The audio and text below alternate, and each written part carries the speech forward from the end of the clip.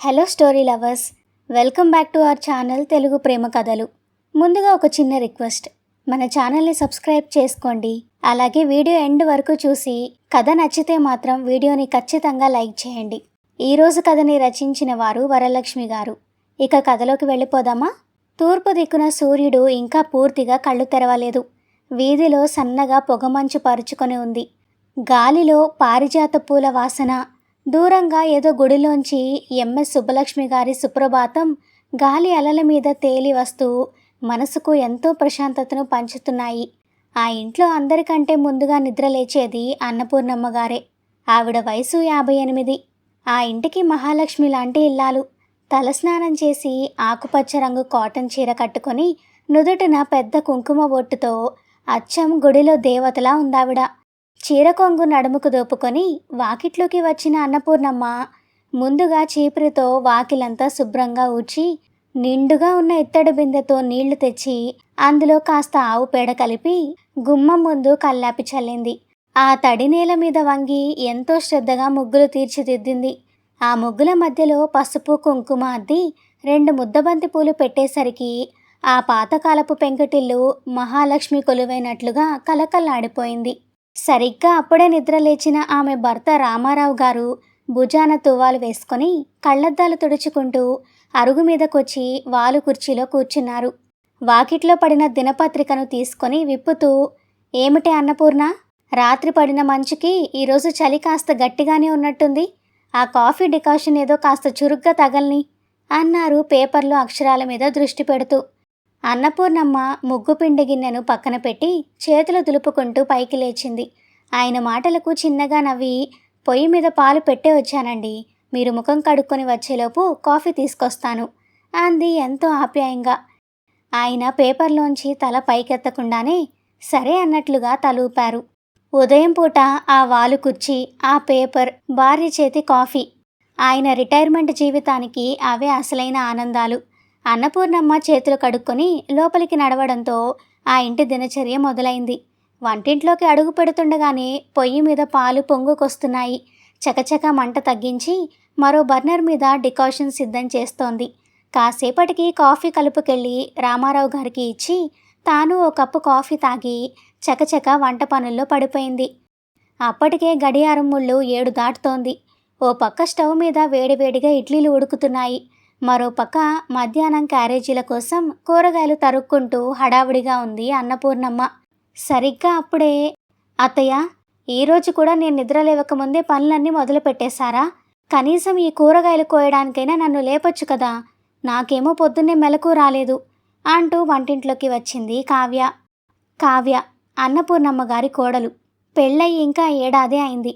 ఒక పెద్ద సాఫ్ట్వేర్ కంపెనీలో ఉద్యోగం చేస్తుంది. అప్పుడే స్నానం చేసి తడి జుట్టుకు టవల్ చుట్టుకొని నైటీలో వంటింట్లోకి వచ్చింది. అత్తగారు ఉదయాన్నే లేచి పనులన్నీ ఒక్కరే చేసుకుంటుంటే తాను కనీసం సాయం చేయలేకపోతున్నాననే బాధ ఆమె మాటల్లో స్పష్టంగా తెలుస్తోంది. అన్నపూర్ణమ్మ చిన్నగా నవ్వి, పర్లేదు తల్లి, రాత్రి మీటింగ్ అయి పడుకునేసరికి 1 గంట దాటిందిగా, ఆ మాత్రం నిద్రపోకపోతే ఆరోగ్యం ఏమవుతుంది? వంట పనులన్నీ నేను చూసుకుంటానులే గాని నువ్వు వెళ్ళి ఆ తడి జుట్టు ఆరబెట్టుకో, లేదంటే జలుబు చేస్తుంది. నేను కాఫీ తెస్తాను పదా అంది తన మాటలతో కోడలి మనసులోని బరువును దించుతూ. కావ్య నవ్వుతూ తలూపి, కార్తీక్ ఇంకా లేవలేదత్తయ్య, తనకు ఈరోజు ఆఫీస్కి లేట్ లాగినట. నాకేమో ఉదయాన్నే ముఖ్యమైన మీటింగ్ ఉంది, ఈరోజు త్వరగా వెళ్ళాలి అంటూ తల తుడుచుకుంటూ గదిలోకి వెళ్ళింది. అరగంట తర్వాత కావ్య ముదురు నీలం రంగు ఫార్మల్ ప్యాంట్, తెల్లటి షర్ట్ వేసుకొని బయటకొచ్చింది. మెడలో ఆఫీస్ ఐడి కార్డ్, భుజానికి ల్యాప్టాప్ బ్యాగ్ తగిలించుకొని హడావుడిగా డైనింగ్ టేబుల్ దగ్గరకు వచ్చింది. అప్పటికే అన్నపూర్ణమ్మ టేబుల్ మీద పళ్ళెంలో వేడివేడిగా ఇడ్లీలు, పల్లీ చట్నీ వడ్డించి ఉంచింది. పక్కనే మధ్యాహ్నానికి లంచ్ బ్యాగ్ కూడా సర్దిపెట్టి ఉంది. కూర్చో కావ్య, టైం అవుతోంది కదా, త్వరగా తినేసేయ్ అంటూ మంచినీళ్ల గ్లాస్ పక్కన పెట్టింది అన్నపూర్ణమ్మ. చకచక ఇడ్లీలు తినేసి చేతులు కడుక్కొని వచ్చేసరికి అన్నపూర్ణమ్మ లంచ్ బ్యాగ్ని ఆమె చేతికి అందించింది. జాగ్రత్తగా వెళ్ళిరామ్మా, పనిలో పడి మధ్యాహ్నం భోజనం చేయడం మాత్రం మర్చిపోకు అని చెప్పింది. సరే అత్తయ్య, వస్తాను అని చెప్పి తన స్కూటీ కీస్ తీసుకొని బయటకు నడిచింది కావ్య. అన్నపూర్ణమ్మ గుమ్మం దాకా వచ్చి కావ్య స్కూటీ స్టార్ట్ చేసి వీధి మలుపు తిరిగేంత వరకు చూస్తూ నించుంది. కానీ ఈ ప్రపంచంలో అందరికీ అన్నపూర్ణమ్మ లాంటి విశాలమైన మనసు ఉండదు కదా. వీధిలో జరిగే ప్రతి చిన్న విషయాన్ని భూతార్థంలో పెట్టి చూసే పక్కింటి పార్వతమ్మ తన అరుగు మీద నిలబడి ఇదంతా గమనిస్తూనే ఉంది. కావ్య స్కూటీ మలుపు తిరగగానే చేతిలో అప్పుడే తెంపుకొచ్చిన కరివేపాకు రెమ్మలు పట్టుకొని అన్నపూర్ణమ్మ ఇంటి ముందుకొచ్చింది. ఆవిడ నడకలోనే కాదు, చూపుల్లో కూడా ఏదో వెటకారం దాగుంది. ఏమిటి అన్నపూర్ణ, కోడలి పిల్ల అప్పుడే పరుగులెట్టిందా అంటూ అసలు మాటలకి దారి తీసింది పార్వతమ్మ. అన్నపూర్ణమ్మ చిన్నగా నవ్వి, అవును పార్వతమ్మ, ఈరోజు తనకి ఆఫీస్లో పెద్ద మీటింగ్ అట, అందుకే కాస్త త్వరగా వెళ్ళింది. రా లోపలికి వచ్చి కూర్చో అని మర్యాద చేసింది. పార్వతమ్మ లోపలికి రాకుండా గుమ్మం మెట్టు మీదే నిలబడి గొంతు కాస్త తగ్గించి, అది సరే కానీ అన్నపూర్ణ, నీకు ఈ వయసులో ఈ చాకరీ ఏంటి? కర్మ కాకపోతే పెళ్ళ ఏడాది కూడా కాలేదు, అప్పుడే కోడలు వంటగది వదిలేసి ఆ ప్యాంట్లు షర్ట్లు వేసుకుని మగవాళ్లతో పాటు పరుగులు తీస్తుంటే నువ్వు చూస్తూ ఎలా ఊరుకుంటున్నావే? ఆడదానికి ఎంత చదువున్నా వంటగదిలో గరిట తిప్పడమే అసలైన లక్షణం. పోనీ అదేమైనా పద్ధతిగా చీర కట్టుకుని వెళుతోందా? ఆ మగవాళ్ల బట్టలేసుకొని ఏంటా తిరుగుళ్ళు? అదే మా ఇంట్లో అయితే నా కోడలు ఉదయం 6 గంటలకే వంటగదిలో ఉండాల్సిందే. నువ్వు మరీ అంత మెత్తగ్గా ఉంటే రేపు ఆ పిల్ల నీ కొడుకు నెత్తినెక్కుతుంది చూడు అంటూ తన మనసులో ఉన్న విషయాన్ని ఒకేసారి కక్కేసింది. ఆ మాటలకు అన్నపూర్ణమ్మ గుండెలో సన్నని ముళ్ళు గుచ్చుకున్నట్లు అనిపించింది. కోడలి మీద ఎవరైనా నింద వేస్తే ఏ అత్తకైనా కోపం రావడం సహజమే. కానీ పార్వతమ్మతో వాదించడం వల్ల వీధిలో లేనిపోని గొడవలు వస్తాయని ఆవిడకు తెలుసు. తన కోపాన్ని అణుచుకుంటూ చాలా నెమ్మదిగా, కాలం మారింది కదా పార్వతమ్మ, వాళ్ల ఉద్యోగాలు వాళ్ల బాధ్యతలు అలాంటివి, పిల్లలు కూడా కష్టపడి సంపాదిస్తేనే కదా ఇల్లు గడిచేది అని సర్ది చెప్పబోయింది. పార్వతమ్మ వెటకారంగా మూతి తిప్పుతూ, ఏమోలే అన్నపూర్ణ, నీ ఇల్లు నీ కోడలు నీ ఇష్టం, కానీ చూసేవాళ్ల కళ్ళను మాట్లాడుకునే నోళ్లను మనం మోయలేం కదా. నిన్న గుడి దగ్గర కూడా ఆడవాళ్లంతా మీ కోడలి గురించి మాట్లాడుకుంటున్నారు. మొగుణ్ణి గుప్పెట్లో పెట్టుకుని అత్తను వంట మనిషిలా వాడుకుంటుందని. నువ్విలాగే వత్తాసు పలికితే రేపు నీకు గ్లాసు మంచినీళ్ళు ఇచ్చే దిక్కు కూడా ఉండదు అని ఓ నిట్టూర్పు విడిచి తన ఇంటివైపు విసవిస నడిచిపోయింది. పార్వతమ్మ వెళ్ళిపోయినా ఆవిడ వదిలిన సూటిపోటి మాటలు మాత్రం అన్నపూర్ణమ్మ చెవుల్లో ఇంకా ప్రతిధ్వనిస్తూనే ఉన్నాయి. తన కోడలు ఉదయం లేచినప్పటి నుండి రాత్రి పడుకునే వరకు ఆఫీస్ టెన్షన్తో ఎంతలా నలిగిపోతుందో తనకి తెలుసు. కానీ ఏమీ తెలియని ఈ సమాజం ఆమె వేసుకునే బట్టల్ని చూసి ఆమె క్యారెక్టర్ని ఎలా డిసైడ్ చేస్తుందో తలుచుకుంటే అన్నపూర్ణమ్మ మనసులో భయం, బాధ ఒకేసారి కలిగాయి. ఖాళీగా ఉన్న ఆ వీధి వైపు చూస్తూ ఒక నిట్టూర్పు విడిచి లోపలికి నడిచింది అన్నపూర్ణమ్మ. కార్తీక్ స్నానం చేసి ఆఫీస్కి రెడీ అయి హాల్లోకి వచ్చాడు. అతను అన్నపూర్ణమ్మ ఒక్కగానొక్క కొడుకు. తల్లి మీద ఎంత ప్రేమో భార్య మీద అంతకంటే ఎక్కువ గౌరవం ఉన్నవాడు. డైనింగ్ టేబుల్ దగ్గర కూర్చున్న తల్లి పక్కన కూర్చొని, ఏంటమ్మా ఏదో దీర్ఘాలోచనలో ఉన్నట్టున్నావు, పిన్నిగారు ఏమైనా అన్నారా ఏంటి అంటూ అడిగాడు పక్కింటి పార్వతమ్మను ఉద్దేశించి. ఆవిడ వచ్చి వెళ్ళడం కార్తీక్కి కిటికీలోంచి కనిపించింది. అన్నపూర్ణమ్మ ఆలోచనల నుండి బయటకొచ్చి చిన్నగా నవ్వి, అదేం లేదురా, టిఫిన్ పెట్టి తీసుకురానా అంటూ మాట మార్చబోయింది. కార్తీక్ తల్లి మనసు చదివిన వాళ్ళ ఆమె చేతిని పట్టుకొని, నాకు తెలుసమ్మా ఆవిడ ఏం మాట్లాడుంటుందో, కావ్య గురించే కదా. అమ్మా, కావ్య తన కోసమో తన సరదాల కోసమో పగలు రాత్రి కష్టపడ్డం లేదు. రేపు మాకు పుట్టబోయే పిల్లల భవిష్యత్తు కోసం ఈ ఇంటి కోసం అహర్నిశలు శ్రమిస్తోంది. బయట వాళ్ళు ఏమనుకుంటారో అని నువ్వు బాధపడకు, మన బంధం ఏంటో మనకు తెలిస్తే చాలు అంటూ తల్లికి ధైర్యం చెప్పాడు. కొడుకు మాటలకు అన్నపూర్ణమ్మ కళ్ళలో చిన్నగా నీళ్లు తిరిగాయి. నేను కావ్యను ఏనాడు తప్పుపట్టలేదురా, మీరిద్దరూ సంతోషంగా ఉంటే అంతకంటే నాకు కావాల్సిందేముంది. సరే సరే, టైం అవుతోంది, త్వరగా తినేసి క్యారేజ్ తీసుకొని బయలుదేరు అంటూ అతన్ని సాగనంపింది. సరిగ్గా అదే సమయానికి సిటీ మధ్యలో ఉన్న ఆ పెద్ద అద్దాల మేడలో కావ్య తన టీంతో ఒక ముఖ్యమైన క్లయింట్ మీటింగ్లో ఉంది. బహుళ అంతస్తుల భవనం, ఏసీ గదులు, చూడ్డానికి కార్పొరేట్ జీవితం ఎంతో విలాసవంతంగా కనిపిస్తుంది. కానీ లోపల అది అచ్చం కత్తుల సాము లాంటిదే. డెడ్ లైన్స్, టార్గెట్స్, అమెరికన్ క్లయింట్స్తో లావాదేవీలు, క్షణం తీరికలేని పని. 30 మంది ఉన్న ఆ మీటింగ్ హాల్లో తన ప్రాజెక్ట్ రిపోర్ట్ను ఎంతో కాన్ఫిడెంట్గా ప్రజెంట్ చేస్తోంది కావ్య. గంటన్నర పాటు సాగిన ఆ మీటింగ్ విజయవంతంగా ముగిసింది. క్లయింట్ నుండి ప్రశంసలు రావడంతో కావ్య ప్రాణం కుదుటపడింది. మధ్యాహ్నం 1:30 అయింది. క్యాంటీన్లో తన కొలీగ్స్ శృతి, రవిలతో కలిసి లంచ్ చేయడానికి కూర్చుంది కావ్య. ఉదయం నుండి ఉన్న టెన్షన్ అంతా తీరిపోవడంతో రిలాక్స్డ్గా లంచ్ బ్యాగ్లోంచి బాక్స్ బయటకు తీసింది. మూత తీయగానే వేడివేడి అన్నం, ముద్దపప్పు, నెయ్యి, బెండకాయ వేపుడు సువాసన గుబాళించింది. అది చూసిన శృతి కమ్మటి వాసన పీలుస్తూ, వావ్ కావ్య, రోజులాగే ఈరోజు కూడా మీ అత్తయ్య గారి చేతి వంటేనా? నీకు ఉదయం 9ంటికే మీటింగ్ ఉందని కంగారుగా వచ్చావు కదా, అయినా అంత పొద్దున్నే లేచి ఇంత ఓపిగ్గా వండి పెట్టి పంపించారంటే నిజంగా మీ అత్తయ్య గారికి దండం పట్టొచ్చు. యు ఆర్ సో లక్కీ అంది. కావ్య మొహంలో ఎంతో గర్వం, ఆప్యాయత కలగలిసిన చిరునవ్వు కనిపించింది. అవునే శృతి, నా కోసం ఉదయాన్నే లేచి వేడివేడిగా వండి పెడుతుంది. తన సపోర్ట్ లేకపోతే ఈ ప్రాజెక్టుల టెన్షన్తో నేను నా కెరీర్ని ఎప్పుడో వదిలేసేదాన్ని. అత్తయ్యే నా బిగ్గెస్ట్ స్ట్రెంగ్త్ అంది ఆ ముద్దపప్పును కలుపుతూ. సాయంత్రం 6 గంటలు. సూర్యుడు పడమటి కొండల వెనుక దాగే సమయం. ఆఫీస్ నుండి అలసిపోయి స్కూటీ మీద ఇంటికి చేరుకుంది కావ్య. ఇంటి మలుపు తిరుగుతుండగానే పార్వతమ్మ, ఆమెకు తోడుగా వీధి చివర ఉండే కాంతమ్మ అరుగు మీద కూర్చొని ఏవో కబుర్లు చెప్పుకుంటున్నారు.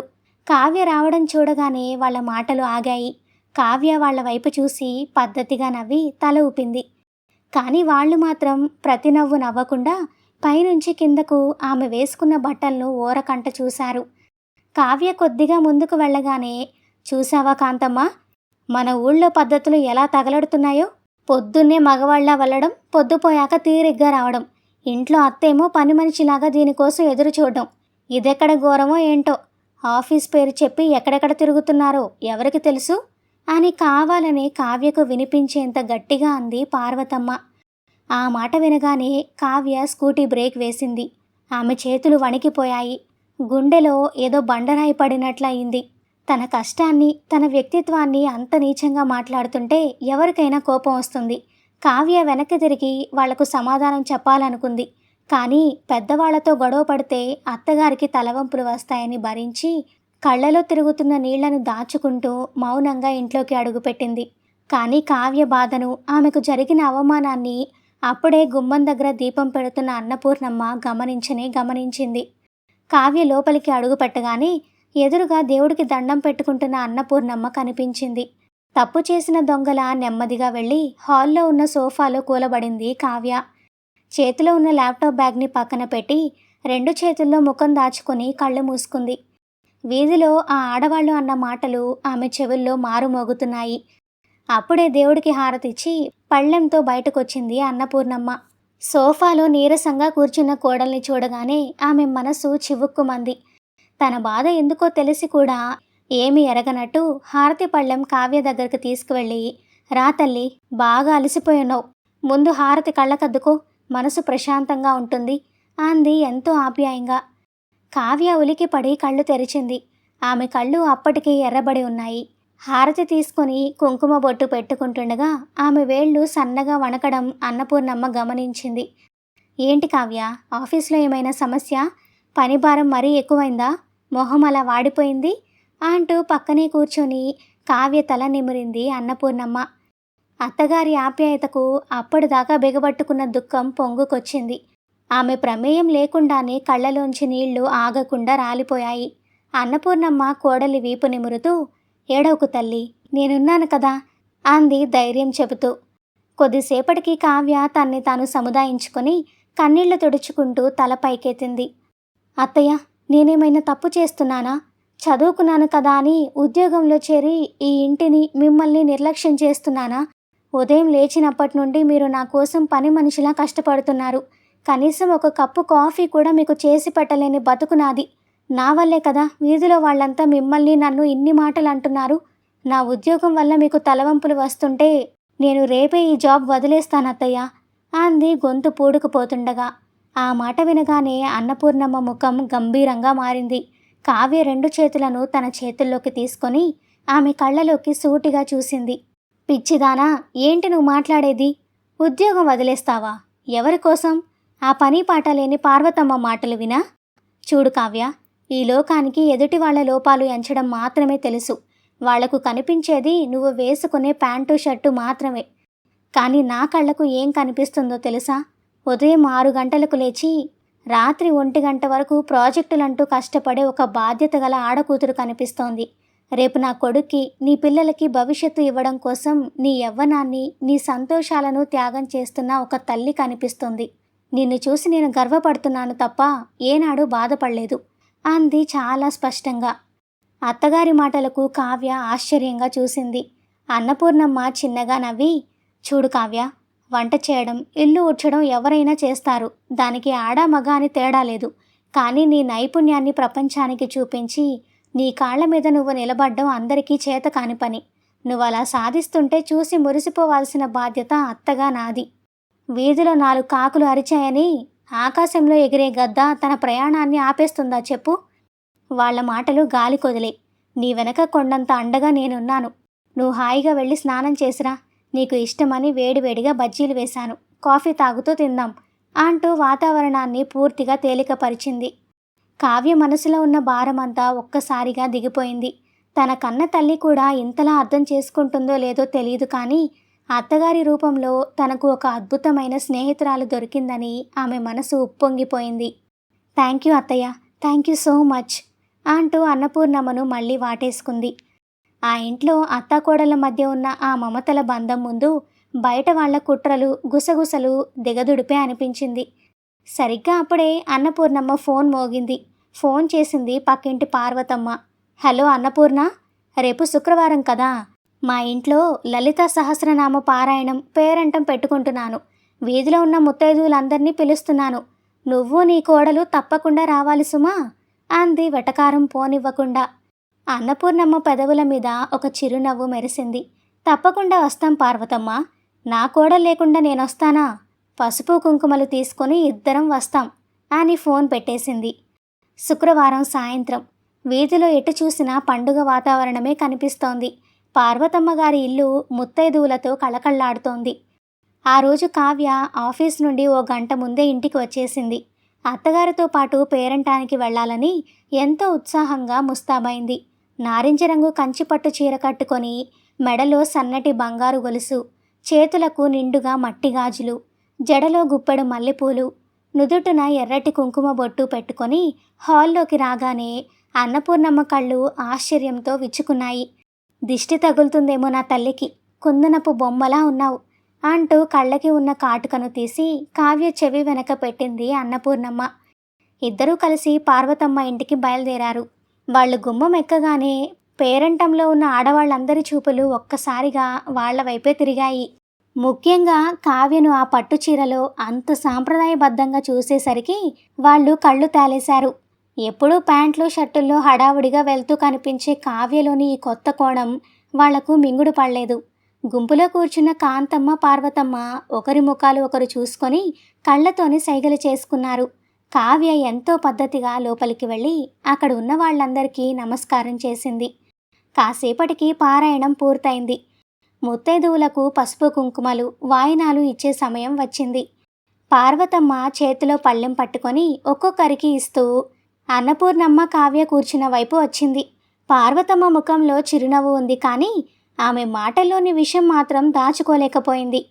కావ్యకు తాంబూలం అందిస్తూ, ఏమ్మా కావ్య, ఇలాంటి పేరంటాలు, పసుపు కుంకుమల గురించి నీకు తెలుసా? ఎప్పుడూ మగవాళ్లతో పాటు ఆఫీసుల చుట్టూ తిరిగేదానివి. ఇవన్నీ నీకెక్కడ పడతాయిలే. పాపం మీ అత్తగారే బతిమాలి తీసుకొచ్చుంటుంది. అయినా ఈ కాలం పిల్లలకి కట్టుబొట్టు ఎక్కడ తెలుస్తాయిలే. అత్తగారేమో వంటింట్లో అరిటాకులా కాలిపోతుంటే, కోడళ్ళేమో ఆఫీసుల పేరుతో హాయిగా ఏసీ గదుల్లో కూర్చుని కబుర్లు చెప్పుకుంటున్నారు అంటూ అందరి ముందు నోరు పారేసుకుంది పార్వతమ్మ. ఆ మాటలకు పక్కనే ఉన్న కాంతమ్మ వంత పాడింది. అవునే పార్వతమ్మ, నువ్వు చెప్పింది నిజమే. మా కోడలైతే పొద్దున్నే లేచి ఇల్లంతా అలికి వంట వార్పు చేసి ఈ పేరంటానికి వచ్చింది. వాళ్ళకి ఆ అదృష్టం ఎక్కడుంది? అత్తగారే స్వయంగా వండిపెట్టి క్యారేజీలు కట్టి పంపాలి. సంపాదిస్తున్నారన్న అహంకారంతో సంప్రదాయాలను మంటగలుపుతున్నారు అంటూ ముసిముసిగా నవ్వింది.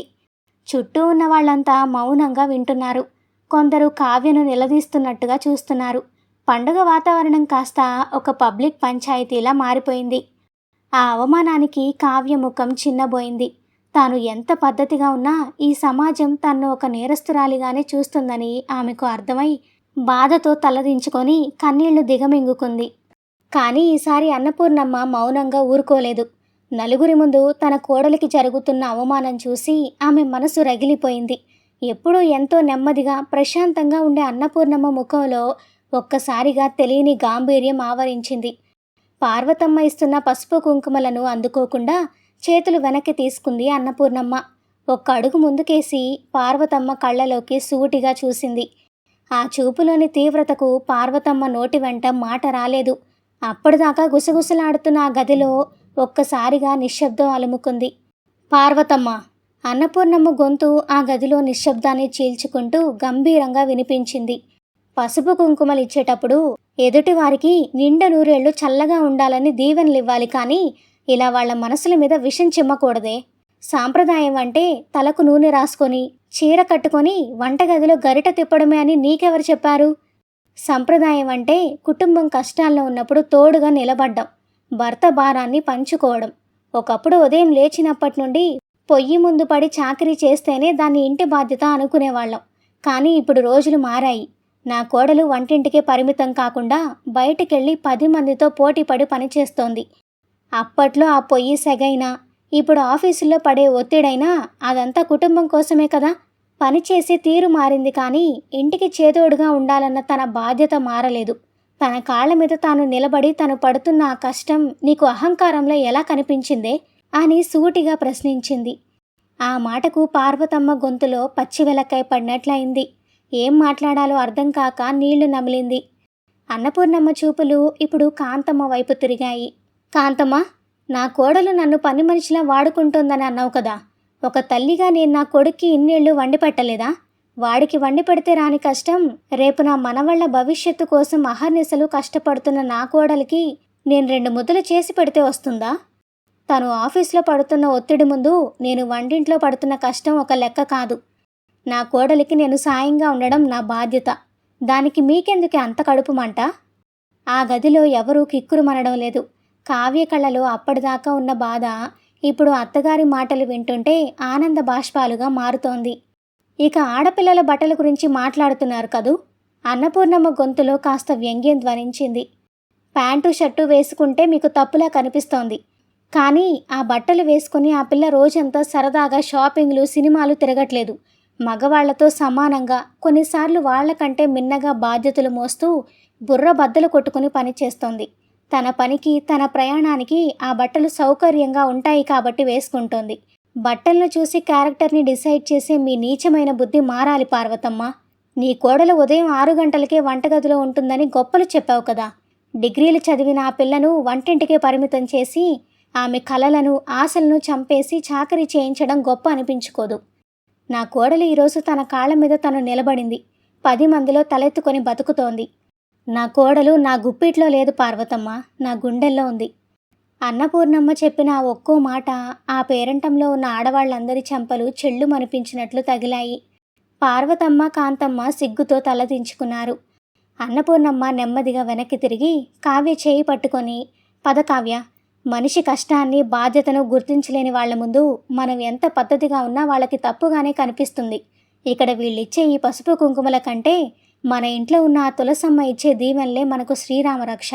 వెళ్దాం పద అంటూ కావ్యని తీసుకొని ఎంతో హుందాగా ఆ ఇంటి గుమ్మం దాటి బయటకు నడిచింది అన్నపూర్ణమ్మ.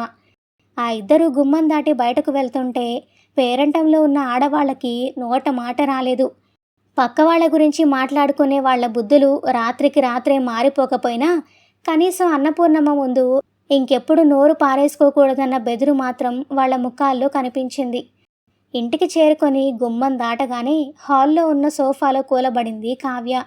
దారి పొడవునా బిగబట్టుకున్న కన్నీళ్లు ఇప్పుడు నెమ్మదిగా చెంపల మీదుగా జారుతున్నాయి. అందులో అవమానపు ఛాయలు లేవు. నలుగురి ముందు తన ఆత్మగౌరవాన్ని కాపాడిన అత్తగారి పట్ల అంతులేని కృతజ్ఞత మాత్రమే ఉంది. అన్నపూర్ణమ్మ ఏమీ మాట్లాడకుండా నెమ్మదిగా వెళ్ళి కోడలి పక్కన కూర్చుంది.